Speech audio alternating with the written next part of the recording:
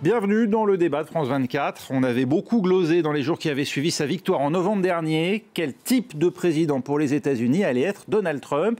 Sans autre expérience des affaires du pays qu'une campagne électorale conduite en dépit des règles cardinales de la politique, du moins le croyait-on, jusqu'à son élection. Tout est chamboulé, y compris les espoirs de ses adversaires les plus résolus. Non, Donald Trump n'était pas qu'un fake, un hoax, pour reprendre ses propres termes, un leurre de candidat révolutionnaire destiné, comme tant d'autres, à se normaliser une fois au pouvoir, à devenir un homme politique classique, y compris en jetant aux oubliettes ses promesses de campagne sitôt installées dans le bureau ovale. En 2 jours, voilà qu'il vient de retirer à l'Amérique du traité transpacifique, d'abroger l'Obamacare, de relancer le projet d'oléoduc Keystone XL avec le Canada. Et ce n'est pas fini, puisqu'aujourd'hui, Donald Trump s'attelle à ses projets visant à limiter l'immigration et l'accueil des réfugiés. Vraie rupture ou poudre aux yeux, on en débat avec vous. Laure Mandeville, bonjour. Vous êtes grand reporter au Figaro, chef du bureau Amérique, auteur de Qui est vraiment Donald Trump aux éditions des Équateurs. Henri Landès, vous êtes maître de conférence à Sciences Po Paris, auteur de Allô Houston, les États-Unis vus par un Américain en colère aux éditions Max Milo, et puis avec Thomas Porcher, Le déni climatique. Alexandre Andorra, vous êtes géopolitologue, co-auteur avec Thomas Negarov de Géopolitique des États-Unis, c'est paru au PUF l'année dernière. Et Jean-Éric Brana, vous êtes maître de conférence à l'Université Paris 2, spécialiste de civilisation et de société américaine et auteur de Make America Great Again, l'Amérique de Donald Trump. C'est aux éditions Contemporary Bookstore, c'était paru le 11 janvier dernier, ce mois-ci. Comme à son habitude, c'est par un tweet sur son compte personnel et non sur son compte d'ailleurs officiel de président ad POTUS que Donald Trump a annoncé le programme de cette journée consacré donc à la sécurité nationale. Vous le voyez sur cette image, un grand jour prévu sur la sécurité nationale parmi beaucoup d'autres choses. Nous allons construire le fameux mur, la méthode déconcerte. Laure Mandeville, vous revenez des États-Unis, vous avez assisté, vous, à cette investiture. On regarde ça, nous, avec des yeux écarquillés en France. C'est le cas aussi aux États-Unis ? Oui, c'est le cas aussi aux États-Unis. Au fond, on est toujours dans la même situation dans laquelle on était, je pense, pendant cette campagne jusqu'au bout. Selon que l'on est dans l'Amérique de Trump ou dans l'Amérique contre Trump, on voit les choses d'une manière différente. Moi, ce qui m'a beaucoup frappé le 20 janvier, c'était le contraste absolument criant entre se trouver au milieu des soutiens de Trump, ses supporters, qui restent incroyablement pleins d'espoir, qui sont des gens qui étaient venus d'absolument tous les coins des États-Unis et qui sont persuadés que cet homme, avec son pragmatisme, sa capacité à aller contre toutes les dogmes, à discerner ce qui doit être fait de ce qui a toujours été fait, pourra finalement remettre, selon eux, l'Amérique dans le chemin de la grandeur, de l'efficacité économique. Donc il y a un vrai espoir chez les électeurs de Trump, il ne faut pas l'oublier. Et il faut aussi dire qu'il y a un sondage qui est sorti aujourd'hui dans Politico qui dit qu'une majorité des Américains, en fait, ont aimé son discours et soutiennent la plupart des orientations qu'il a mis en avant. Donc ça, c'est une chose. Et puis de l'autre côté, vous avez l'Amérique des élites, celle à laquelle il a tourné le dos pendant son discours, celle qu'il a finalement presque, je dirais, de facto agressée en disant, au fond, je suis là pour rendre le pouvoir au peuple aujourd'hui et l'enlever au fond à ce système complètement corrompu. Cette élite d'ailleurs qui physiquement était présente à ses côtés à cette tribune et qu'il a d'une certaine manière jeté en pâture à ce peuple républicain venu l'acclamer. Jean-Éric Brana, ce transfert annoncé finalement non pas d'une administration à l'autre mais de l'élite au peuple, comme l'a dit Donald Trump, elle trouve sa concrétisation d'une certaine manière par ses tweets qui annoncent chaque journée. C'est ça la démocratie directe qui instaure un rapport immédiat avec l'électeur. C'est un vrai changement et d'une certaine manière on peut le porter au crédit de Trump ou au contraire est-ce que c'est inquiétant ? C'est nouveau, avant de voir si c'est inquiétant ou pas. Alors, vous avez signalé que le tweet qui nous a annoncé l'affaire du jour, donc l'immigration, a été fait sur son compte personnel. Et ça aussi, c'est très particulier.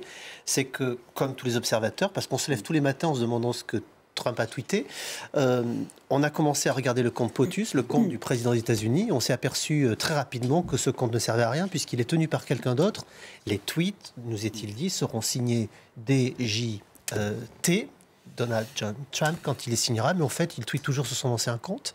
Donc il a, ça c'est très important, c'est pas une anecdote que je raconte. Donc si vous voulez savoir ce que pense Donald Trump, il faut aller direct en se mettant pas en tant que président des États-Unis, parce qu'il aurait pu le faire, il aurait pu prendre le compte POTUS et puis il aurait tweeté directement.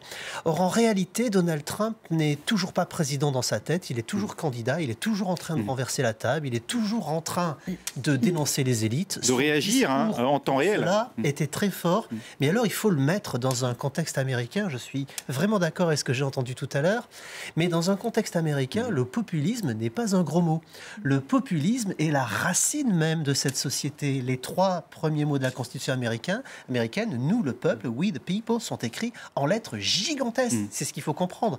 Mais même ce que des gens qu'on juge progressistes, Bill Clinton ou Obama, pour les citer, sont des populistes aux États-Unis. Bill Clinton, avant sa campagne, avait écrit un bouquin qui s'appelait « Avec le peuple, nous allons changer le monde ». C'était quand même très clair. Donald Trump aurait pu écrire exactement le même livre. Donc on est dans une logique qui est de dire que populaire, populiste, peuple, c'est une continuité. Donald Trump a voulu rendre effectivement le pouvoir au peuple. Mais alors, quelle ironie, le lendemain même, 12 heures après, le peuple était dans la rue en train de lui dire mais il y a quand même des choses qui ne vont pas, en particulier au niveau du droit des femmes. Oui, Henri Landès. Donald Trump dit vouloir rendre le pouvoir au peuple. Il y a des problèmes avec la démocratie américaine, qui est devenue beaucoup trop élitiste, mais c'est certainement pas en tweetant à tout le peuple américain qu'il va assainir la politique américaine. Est-ce qu'il parle du fait que les parlementaires passent presque 3/4 de leur temps à lever des fonds privés? Est-ce qu'ils parlent du fait que les inégalités sociales sont au plus haut niveau aux États-Unis depuis avant la crise des années 30? Est-ce qu'ils parlent du fait que les 2 partis, depuis 3 décennies, ne travaillent plus ensemble et on a une polarisation de la politique qui est phénoménale? C'est pour ça qu'il a réussi en tant que candidat anti-système. Mais il n'est pas du tout anti-système dans ce qu'il fait. Au contraire, il a des gens dans son cabinet qui souhaitent déréguler encore plus l'économie, ce qui, dans l'histoire américaine, a montré être une des causes principales de la hausse des inégalités. Il souhaite aussi avoir des personnes qui vont revenir dans un déni de la science et des faits. Et c'est ça qui est incroyable chez Donald Trump, c'est que nous entrons dans une nouvelle ère du déni des faits, que ce soit sur le changement climatique, et d'ailleurs, il ne veut plus que l'Agence de protection de l'environnement s'exprime par le média. Il a imposé un blackout. Un déni sur les résultats de vote. Il ne veut toujours pas accepter qu'il a perdu le vote populaire, même s'il dit qu'il a rendu le vote au peuple.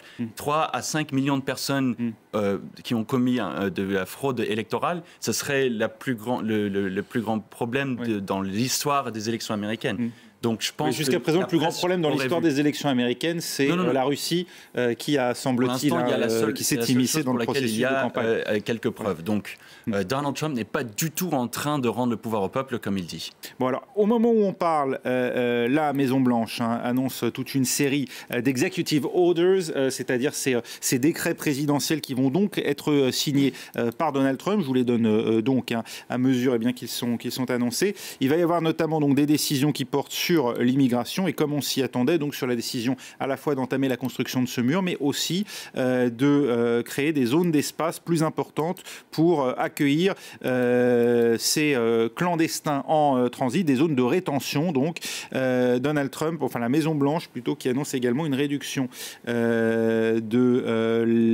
fonds fédéraux alloués aux villes qui jusqu'à présent ont refusé de s'opposer à cette politique et notamment d'interpeller les individus clandestins. Alexandre Andorra, il avance donc sur cette question Donald Trump. Comme on pouvait s'y attendre, est-ce que ces décrets présidentiels ont véritablement valeur de politique ou est-ce que ce sont de simples déclarations d'intention? Comment les interpréter et quelle est leur valeur ensuite exécutive? Oui. Alors effectivement, c'est assez ambigu ces décrets présidentiels parce que c'est plutôt une tradition, les décrets présidentiels comme ça. Quand un président prend ses fonctions, il fait tout un tas de décrets présidentiels pour montrer qu'il y a un nouveau shérif en ville, quoi, en gros. Parce que, principalement, ce que vous avez fait avec un crayon, vous pouvez le défaire avec un crayon, quoi, en gros. Mais c'est souvent plus symbolique qu'autre chose. Je me souviens que, justement, quand Barack Obama avait pris ses fonctions en 2009, l'un de ses premiers executive orders, c'était d'ordonner la fermeture de Guantanamo. Donc on voit que ça peut vraiment devenir très, très symbolique, notamment sur le mur. je vois pas trop. C'est même l'idée du mur, le projet du mur est éminemment symbolique, parce que de toute façon, il y a déjà une sorte de mur, même s'il n'est pas toujours physique. Il y a une clôture à certains endroits. Il y a une clôture, etc. Et puis, en plus, c'est quelque chose qui n'est pas forcément justifié par les faits, les chiffres. L'immigration mexicaine diminue depuis 2007. La population mexicaine aux États-Unis a baissé d'1 million de personnes depuis 2007. Et vous avez une immigration nette des Mexicains qui diminue. C'est-à-dire que vous avez plus de Mexicains qui partent du Mexique pour rentrer au pays. Comment est-ce qu'on peut connaître ces chiffres à partir du moment où il s'agit d'immigration clandestine, où on retrouve dans le désert du Nouveau-Mexique, du Nevada, des bus, du Texas, des bus avec, parfois on le voit à l'intérieur, un certain nombre de personnes qui ont été victimes d'homicides, de règlements de compte entre les gangs, où on le sait aussi, de la drogue transite également dans cette région. Comment est-ce qu'on peut savoir précisément combien de personnes traversent cette frontière ? Oui, effectivement, c'est toujours quelque chose d'assez délicat. Alors, il y a deux choses. Moi, les chiffres dont je parlais, c'est de l'immigration légale. Donc ça, on sait, c'est très documenté, on voit très bien d'où ça vient. En revanche, l'immigration illégale, effectivement, c'est plus compliqué. Là-dessus, sur les chiffres qu'il y avait, effectivement, l'immigration illégale a diminué également sous les deux mandats de Barack Obama, du moins avec les chiffres qu'on avait, parce qu'il y avait moins d'arrestations. Mais ça ne veut pas dire qu'il y a moins de passages. Mais en tout cas, il y a eu moins d'arrestations à la frontière. Laure Mandeville, c'est une question aujourd'hui. Les Américains qui ont voté pour Trump, pour eux, c'est le sujet essentiel, cette question de l'immigration. On s'en souvient, c'est ce qui avait en tout cas marqué les esprits lors de l'annonce de sa candidature à la Trump Tower en juin 2015. Absolument. Enfin, moi, je pense que c'est un sujet majeur pour Trump et que c'est le sujet qu'il a propulsé en haut au firmament des sondages dès qu'il a annoncé sa candidature. Et je pense que c'est une des raisons pour lesquelles il n'en est pas redescendu pendant toute cette campagne. Les Américains veulent des frontières. Ils le disent clairement, ils disent qu'un pays sans frontières n'est pas un pays. Et je pense que quand Trump a prononcé cette phrase, un pays sans frontières n'est pas un pays, il a tapé dans le mille de ce que pense une très importante partie de la population. Ce qui va être intéressant aujourd'hui, le soutien populaire est là. Parce que les hommes politiques avant lui avaient négligé cette question ? Absolument, c'est-à-dire que je crois qu'il y avait jusque-là un consensus implicite, même s'il n'était pas toujours exprimé publiquement, avec d'une part les républicains, qui, même s'ils se disaient plus durs sur les questions d'immigration, en réalité tolérer cette immigration illégale massive parce que le business en fait aux États-Unis y trouvait son compte et en réalité employait de manière massive de la main-d'œuvre illégale. Il y avait ces fameuses villes sanctuaires contre personne finalement n'a rien fait. Et il y avait d'un autre côté les démocrates qui, eux, pour des raisons essentiellement électorales, puisqu'ils ont quand même le vote latino en majorité, avaient intérêt à être quand même très flexibles sur cette question de l'immigration. Et donc je pense que Trump, de ce point de vue-là, a touché une corde sensible et que ce qui va être intéressant aujourd'hui, puisque je pense qu'il a le soutien d'une majorité de la population là-dessus, c'est comment les choses vont s'orchestrer à la fois avec le Congrès, puisqu'il est quand même maintenant, le vrai test, ça va être comment on met sur pied une politique de reconduction à la frontière qui soit plus musclée que celle qu'avait développée Obama, et notamment, lui, en fait, il dit en gros, je vais reconduire à la frontière les gens qui ont un passé criminel. Et donc ça sera sa priorité. Et je crois qu'il va être beaucoup plus flexible sur les familles, etc.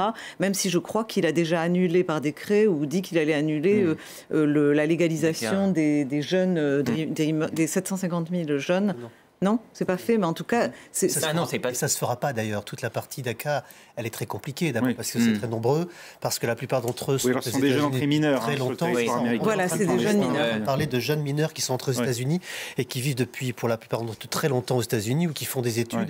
Et même, il a tellement fléchi là-dessus qu'il a même essayé de raconter qu'il était en train de fléchir en disant, mais vous savez, certains parmi eux sont de très bons élèves, vont faire de très bons Américains. Effectivement, c'est une question très aiguë. Si vous me permettez, puisque j'ai la parole, en 2 mots, excusez-moi de vous l'avoir coupé d'ailleurs, j'en profite, mais c'est la question du mur, c'est la question. Et d'ailleurs, juste pour la petite histoire, aujourd'hui on est le 6e jour, vous voyez, quand on construit le monde, donc demain il se repose, puisqu'il a fait la grande œuvre aujourd'hui. Oui, mais je ne crois pas que ce soit par hasard, je crois que Donald Trump est dans une autre sphère qui nous échappe, et effectivement, il a fait la grande œuvre aujourd'hui, donc c'est le mur, car les Américains, quand ils ont voté, ils n'avaient qu'une seule idée en tête, c'est la seule qu'on avait répétée, c'était le mur. Et là, dans les slogans qu'on entendait le plus dans ces meetings, c'était « construisons le mur ». Build the wall. C'est quand même très important. Il l'a fait par Twitter. Donc ce mur a plus qu'une valeur symbolique. C'est vraiment ce qui va parachever, soutenir, vous pouvez mettre le verbe que vous voulez à cet endroit-là, sa présidence. Et il est évident, quand on entendait « mais non, il ne va pas le faire », donc, moi, je faisais partie de ceux qui disaient, mais bien entendu qu'il va le faire. Il ne peut pas reculer sur une mesure aussi emblématique. Autant il peut reculer sur toutes, autant sur celle-là, il ne peut pas. Au moins, il faut envoyer des pelleteuses, mettre quelques briques et commencer le mur. Parce que par la suite, et Laure l'a très bien dit, il y a quand même un enjeu, c'est qu'il va falloir qu'ils s'entendent avec le Congrès. 27 milliards, ça ne se trouve pas au fond du jardin dans une petite boîte enterrée.